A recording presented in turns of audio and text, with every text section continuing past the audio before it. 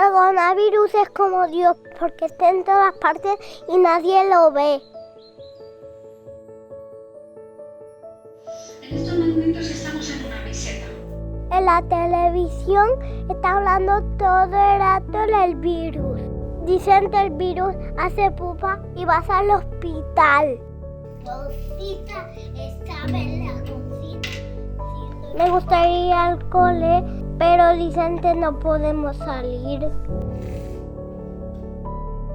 Cada día tenemos que hacer un montón de cosas. Limpiamos, lavamos la ropa, cocinamos, comemos, hacemos deporte. ¿Cómo trabajas? Y enseño cosas a mi hermanita Olivia.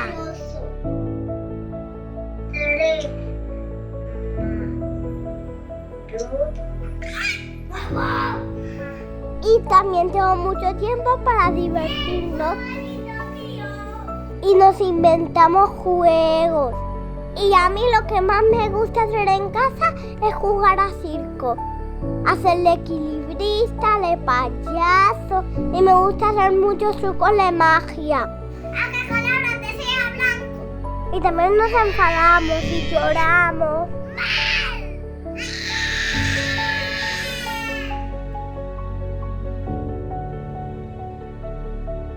Este es un paciente del doctor y este es el coronavirus.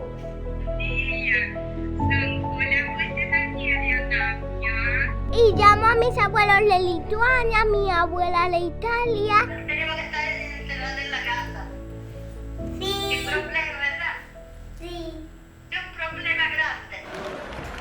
En la noche aplaudimos al virus, pero mis papás me dicen que no es al virus, que es a los doctores. Estamos con el virus. Y después cuento cuentos a Olivia para que se duerma. Y al día siguiente hacemos lo mismo. Bailamos, jugamos, hacemos circo. Todos los días hacemos lo mismo. Olivia, tranquila. Pronto vamos a ir al parque y nos vamos a divertir un montón. Pero papá, cuando volvamos a salir a la calle, ¿no vamos a hacer más películas?